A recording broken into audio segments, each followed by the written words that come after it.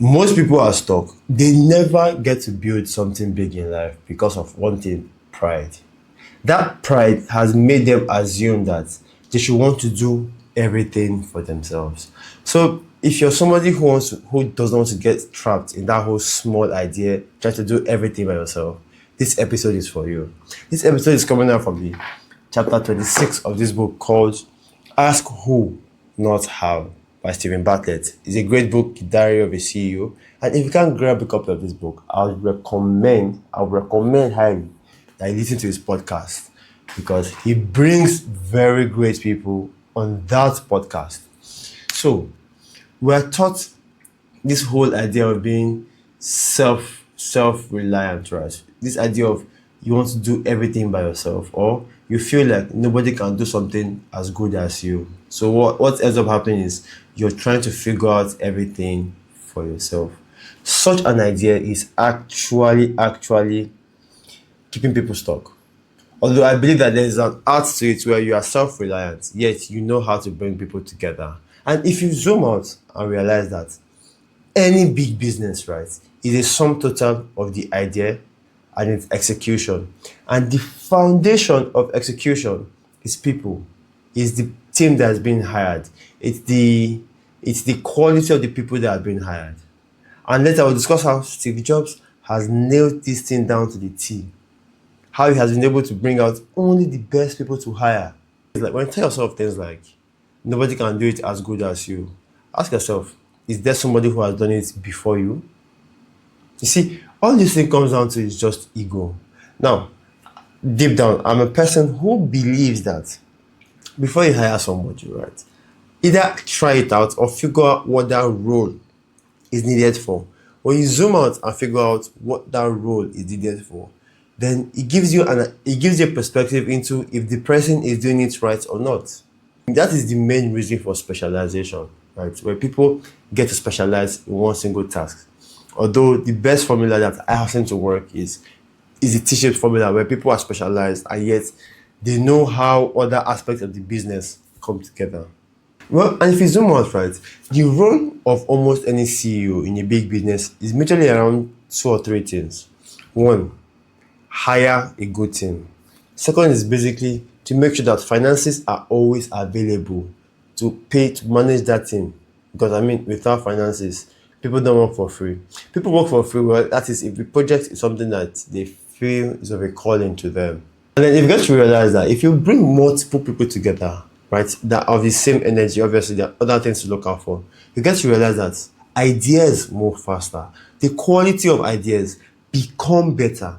All I'm saying here is simple: is instead of trying to figure out how you should do it by yourself, in your mind you're trying to save cost on employing somebody else.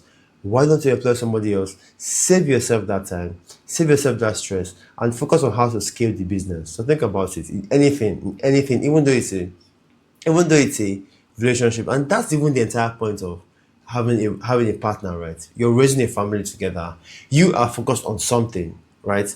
While the other partner is focused on another thing. It's in modern times where we want this idea of equality. In the process of finding equality, a lot of people are losing their roles in society.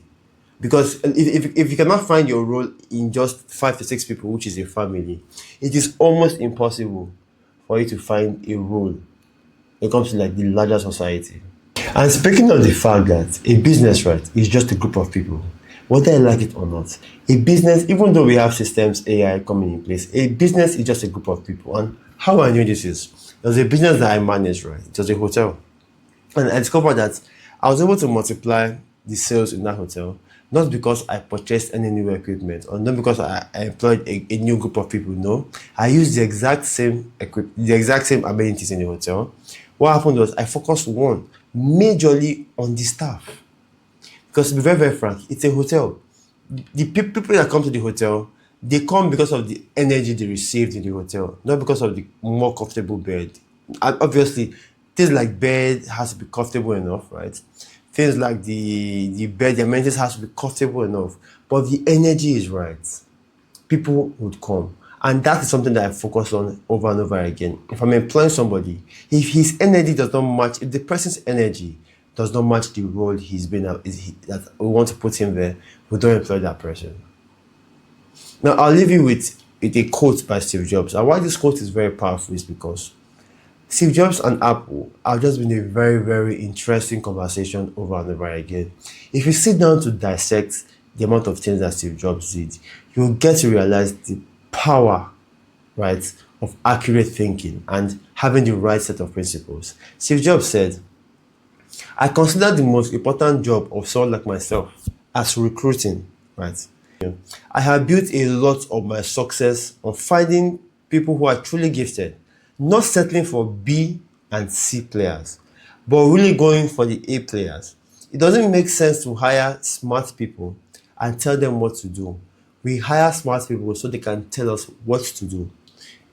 It's always reading this thing and makes me realize that a lot of times the reason people hire B or C players, what that means is people who are less than, people who are not good, who are average in the field, is because sometimes it's also a way of the CEO either one stroking his ego of nobody can do this better than him, or they are mostly afraid to hire people who are better than them, because when you hire people who are better than you, there's a level of insecurity that you might feel. This is why I feel like every person should learn to control their ego. If you can control your ego and realize that if that person is better than you in just one skill, there is a high chance that there are other things in the business that he's not better than you if you bring him together. People feel like if this person is better than me, he might come for my job. Think about it. If you're bringing the marketing, the accounting, the product, the HR, the legal things together, right, and somebody is just good in accounting, do you think he'll be better than you in product? Do you think he has the blend? And I always tell people that never assume that this world is just one thing, because this world tries to make us specialize. If you have the nice blend, if you have the nice combination, no matter what, no matter any structure you get into, whether it's a relationship, if you're not just somebody who is only on finances, then you have an edge. If it's fitness, if you're not somebody that lifts only weight, then you have an edge. If you bring all of these things together, that is how you begin to form an edge for yourself. So that's it basically. And let me see, it says, so quick one, a couple of notes here. When we need something to get done, we've been trained to ask ourselves, right, how can I do this? The better question here is, which of the greatest founders ever had this? Who is the best person that can do this for me? And speaking of the fact that if you employ the best people, let them do what is required. Give them the vision, right? If they have the vision and you have the best people, they will take up initiatives. They will do things that are in alignment with the company and with the team. So it says your ego will insist that you do it, but your potential will insist that you delegate. So I'm a firm believer that yes, you have to delegate things that are below you, but at the same time, it's always best for you to, first of all, which I think is an idea that I got from the book called Rework, is try to do things yourself first. Why? Because when you have an idea of what you're employing somebody for, you would really, really know the amount of value you are bringing. If you have attempted something right and you're interviewing somebody, because to be very honest, most HRs don't really know what they're doing. They're just there trying to use the public domain to hire people. But if you understand what you're employing for, because you have tried, not because you are doing it, because the whole goal is not for you to do it, it's for you to understand what that role entails. So yes, I believe that that's a nice approach. Plus, it's going to make you a little bit more knowledgeable, even though you're not the one practicing it, which is where I come in. But it adds to your toolkit. Not because you want to do it, but like I said, you want to have a better understanding of what you're doing. So that was just an extra that I added. It's not in this book. So I'd like to say that if you made it to this part of this particular episode, it means that you are somebody who takes himself very, very serious. And there's a high chance that you know somebody else who takes himself very, very serious. So do the person a favor and share this video with that person. That act of sharing this video is what makes us bring people who are like-minded together, whether it's a self-improvement space, whether it's a masculinity space, whether it's a spirituality space. So it's that single act that will make this channel grow and make me realize that there are a lot of people out there like you and me who are very, very intentional about their life. So thank you very much for tuning in. Talk to you soon. Oh, sorry. And if you like the ideas I discussed from this episode, feel free to grab a copy of this book. And for some reasons, if you cannot grab a copy of the book, feel free, right, to go out there and listen to the podcast, The Diary of a CEO. Stephen Bartlett brings very great people on the show. And I really feel like it's almost impossible for you not to get like new ideas. So thank you very much. Talk to you soon. And bye for now.